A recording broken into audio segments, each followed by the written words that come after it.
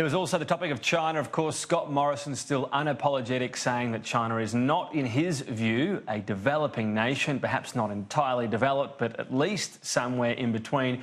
He's pointed previously to the fact that China has certain practices within trade. Today, though, was mentioning in the wake of this parade yesterday for the 70th commemoration of communist rule in China that any country that can spend this much on its defence, on its military, clearly has serious financial heft. They're the second biggest economy in the world, David. They have the capacity now, as they've just put on display, to launch hypersonic weapons. They've had the biggest... What did you make of that? Well, this was not a great surprise for those who'd be aware of these things. Scary? But they have a significant capability, and there's no denying that, and they're certainly not denying it. They're putting it on display. They've just celebrated their 70th anniversary. Is that flexing muscles, you know? Well, it's not uncommon for nations when they celebrate their anniversaries to demonstrate what their capabilities are. It was not the first time we've seen that before.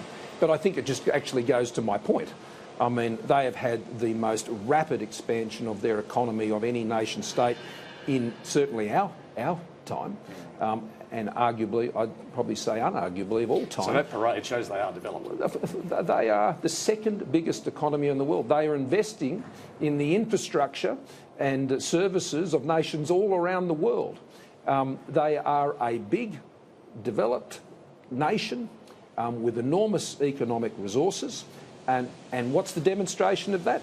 Their ability to invest those resources in all of those programs. Now, I'm not denying them their choices to do that.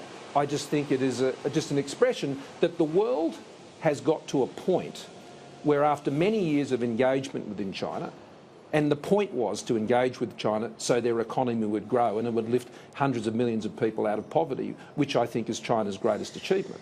Now, that has occurred. That's great.